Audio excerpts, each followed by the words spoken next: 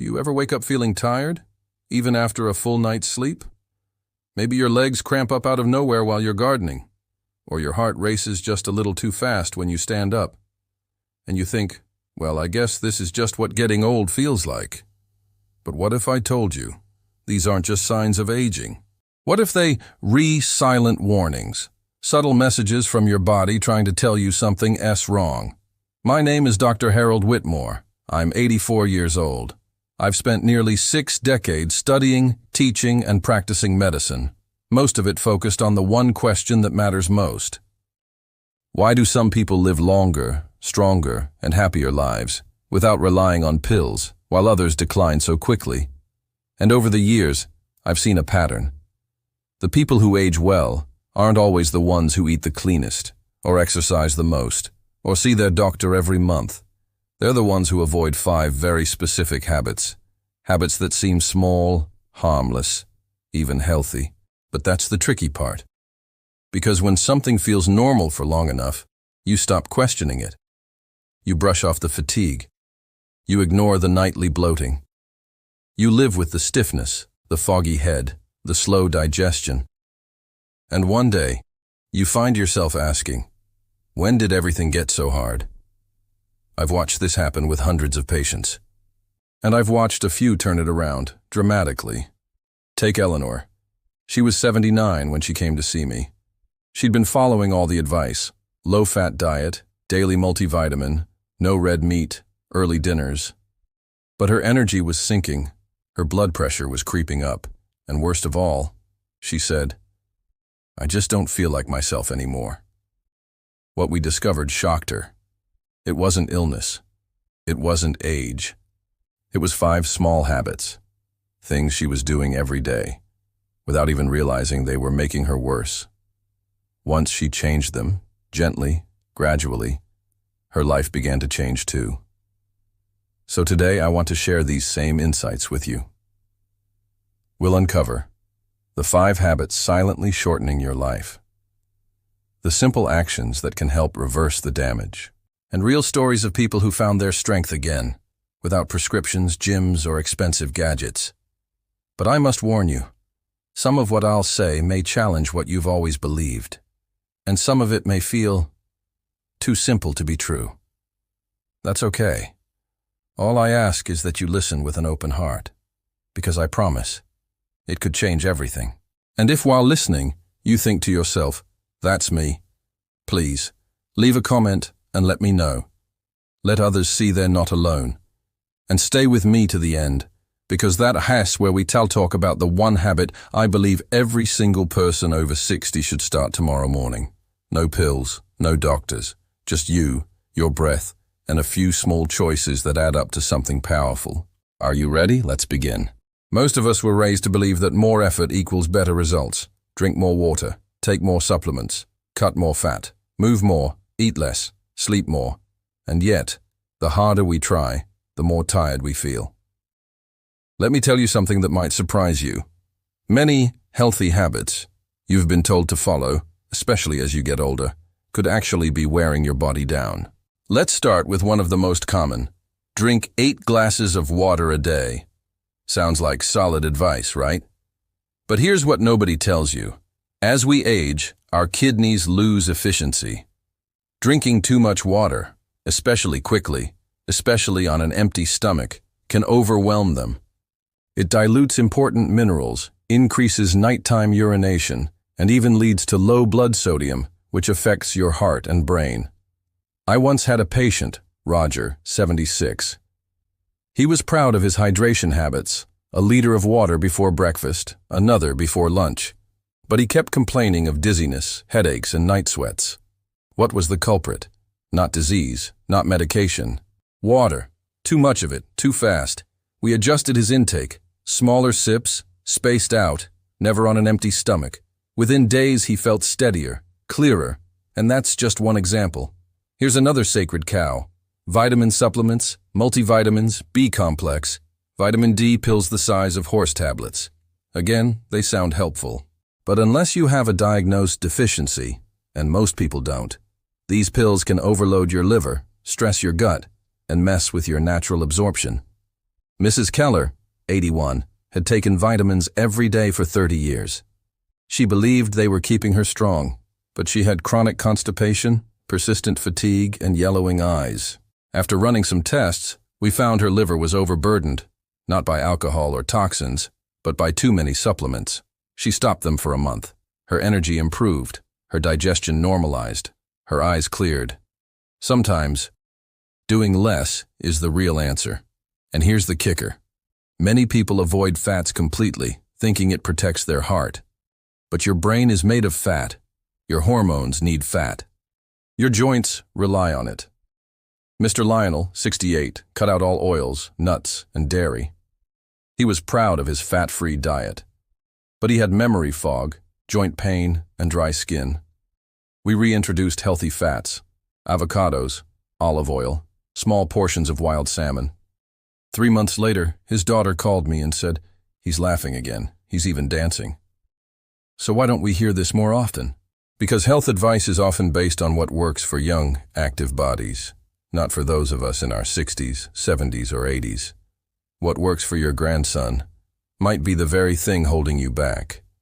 That's why I urge you, don't just follow the crowd. Don't just do what you've always done. Instead, start asking, does this habit energize me or drain me? Do I feel clearer or foggier? Does it help me sleep, move, and digest better? Because your body is always talking to you. You just have to listen.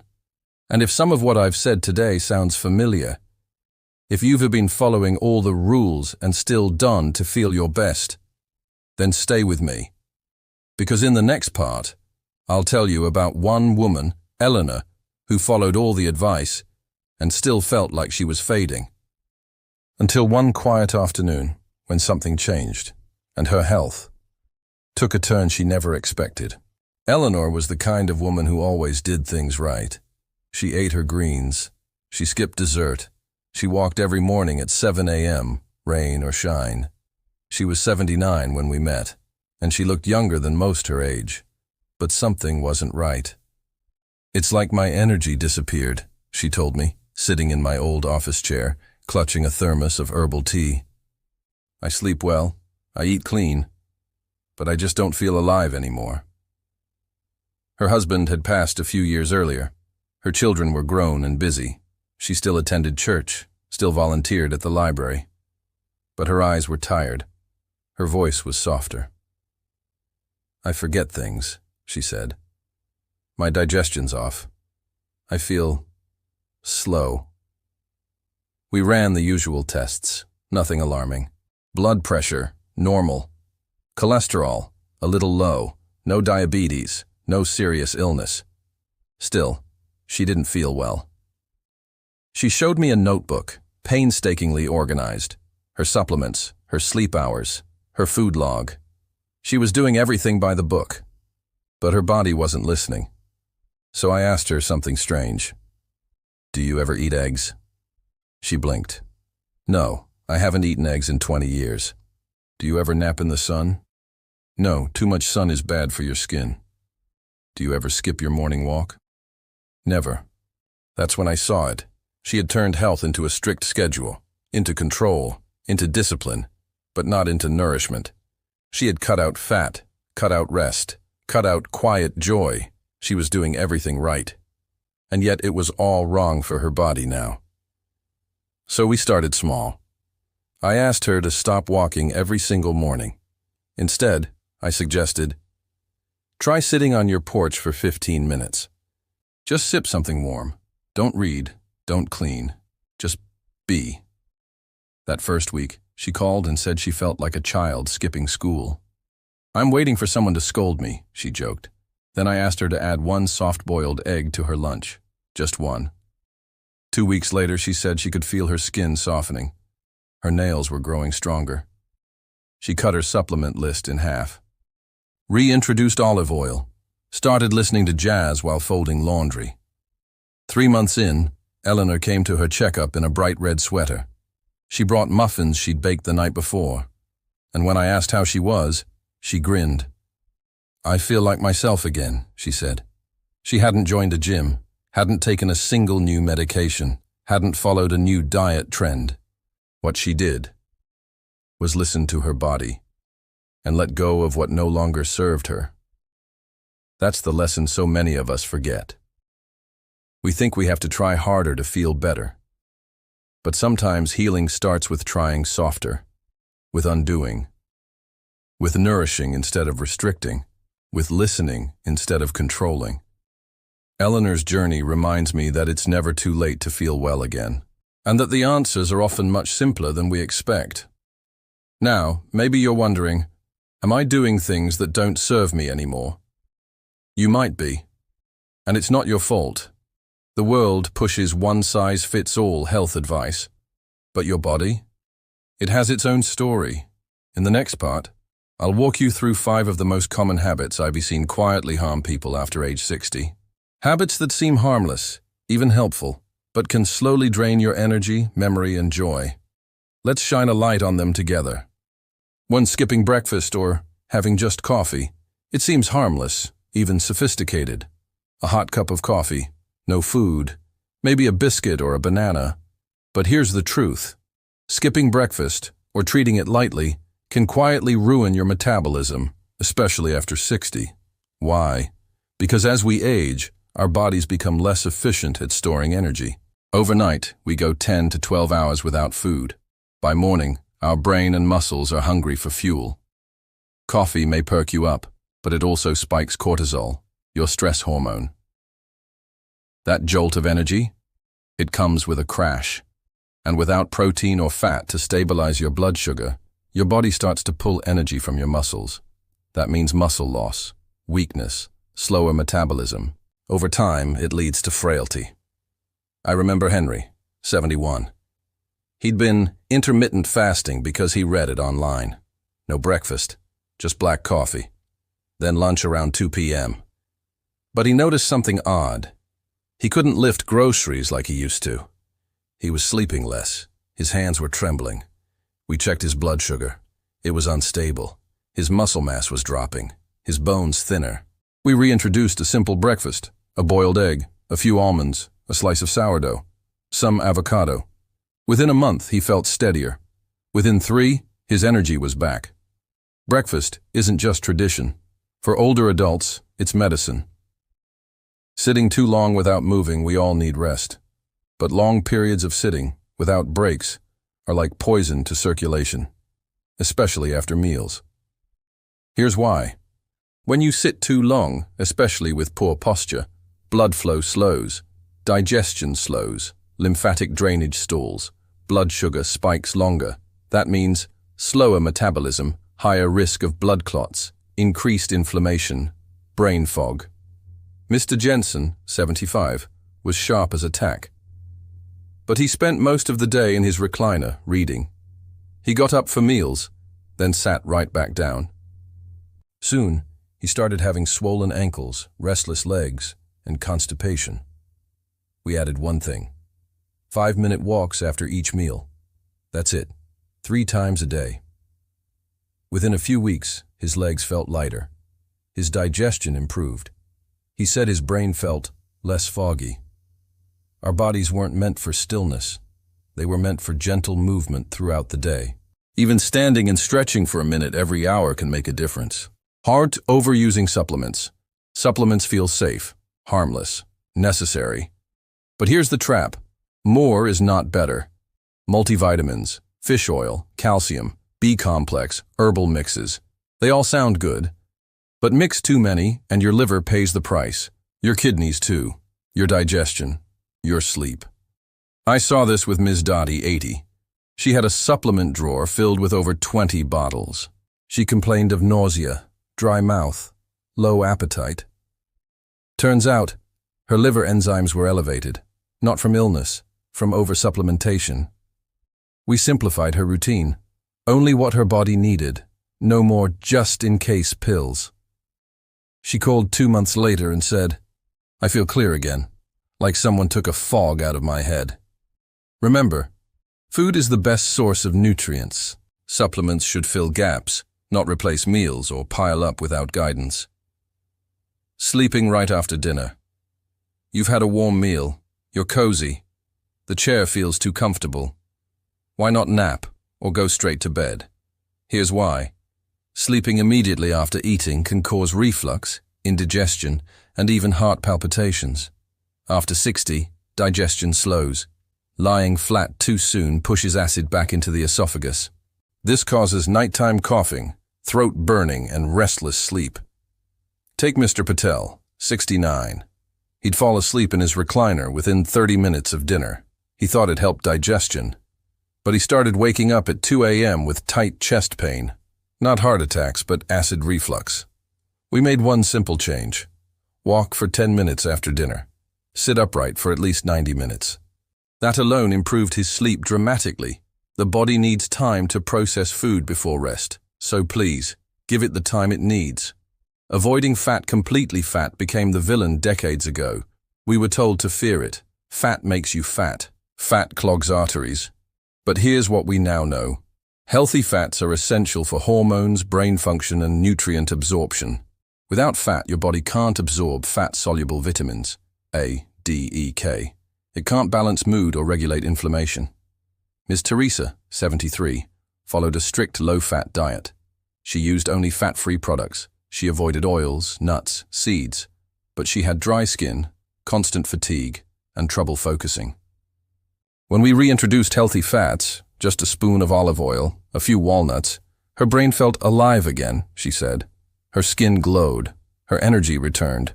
Fat isn't the enemy. Bad fats, yes, trans fats, deep-fried junk, processed oils. But good fats, they're your ally. In summary, these 5 habits may seem small, but over time they chip away at your strength, clarity, and energy. Now that we've uncovered them, the next step is learning what to do instead. Because every one of these can be reversed, gently, naturally. Feed gentle stretching before bed. As we age, sleep becomes lighter, shorter, and more fragmented. But here's something simple that helps immensely. Gentle stretching before bed. Just 5 to 10 minutes. No intense poses, just slow, mindful movements. Why? Because stretching calms your nervous system. It improves circulation. It reduces muscle tension from the day. And most importantly, it tells your brain, it's time to rest. Take Mr. Raymond, 78. He used to wake up every 2 hours. He thought it was just old age. I suggested 3 stretches: standing forward bend to loosen the spine, seated twist to help digestion, gentle ankle rolls to improve blood flow. He started doing them in silence right before brushing his teeth. Within a week, he reported deeper, uninterrupted sleep. Stretching isn't just for athletes. It's a form of self-kindness that pays off every night. Warm water with turmeric in the morning.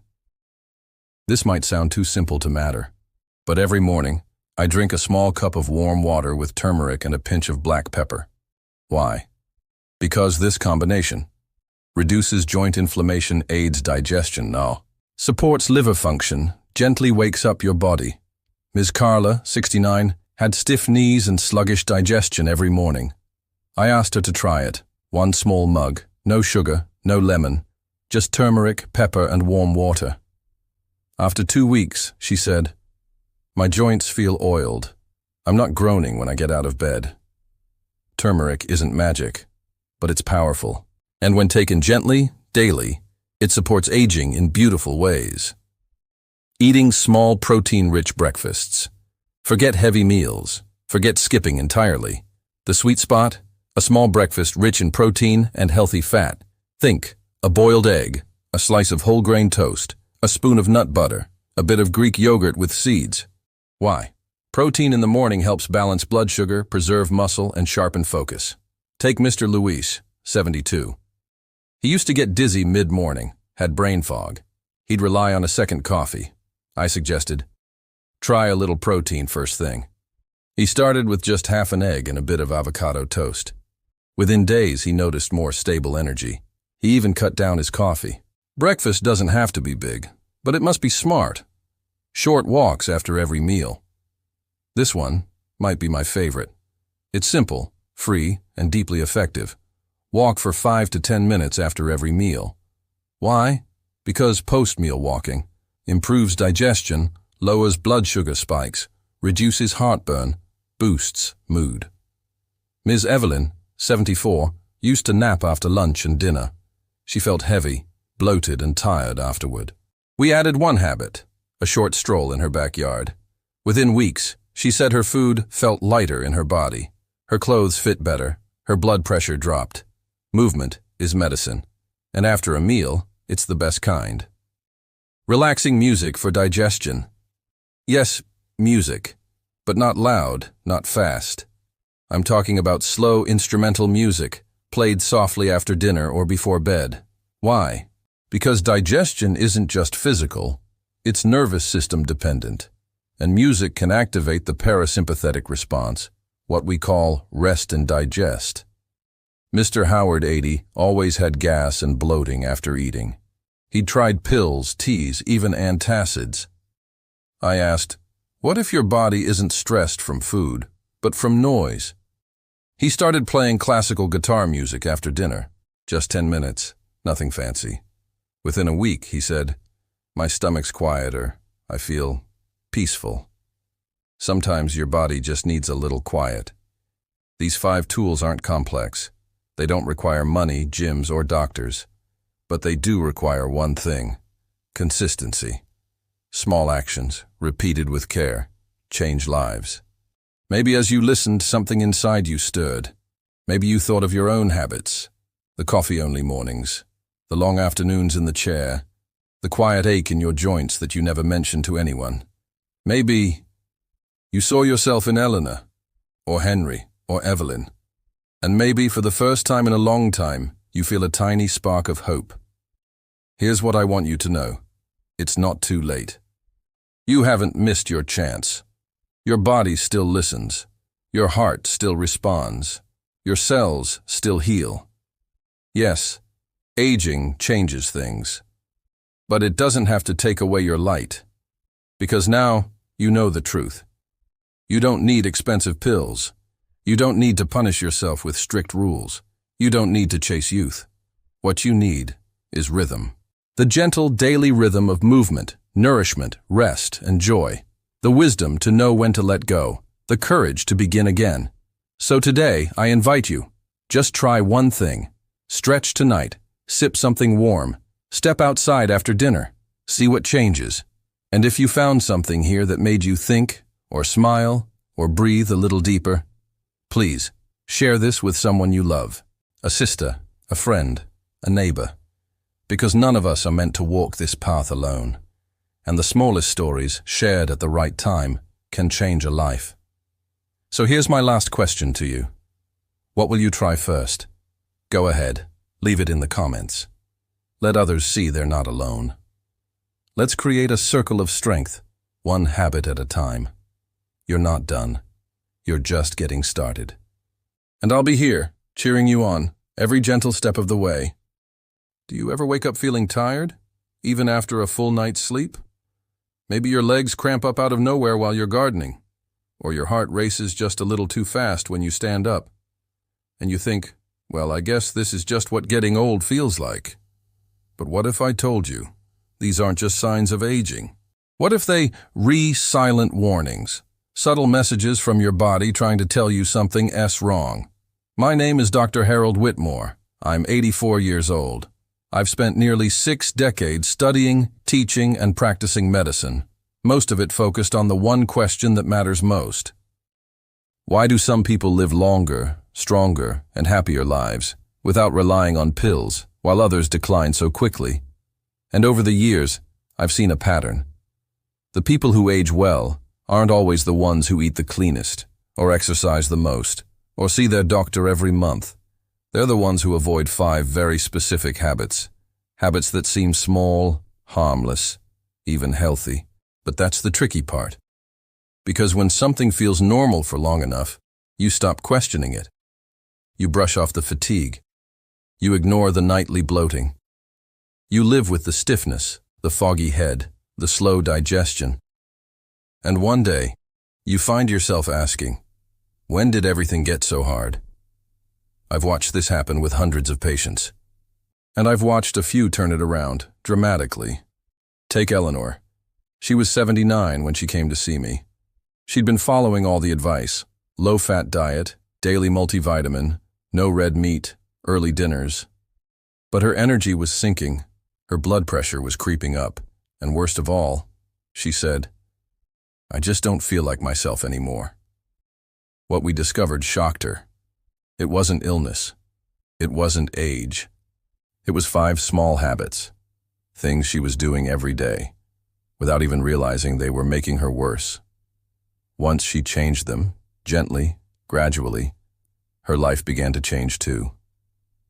So today I want to share these same insights with you. We'll uncover the 5 habits silently shortening your life, the simple actions that can help reverse the damage, and real stories of people who found their strength again, without prescriptions, gyms, or expensive gadgets. But I must warn you, some of what I'll say may challenge what you've always believed, and some of it may feel too simple to be true. That's okay. All I ask is that you listen with an open heart, because I promise, it could change everything. And if while listening, you think to yourself, "That's me," please, leave a comment and let me know. Let others see they're not alone. And stay with me to the end, because that has where we talk about the one habit I believe every single person over 60 should start tomorrow morning. No pills, no doctors, just you, your breath, and a few small choices that add up to something powerful. Are you ready? Let's begin.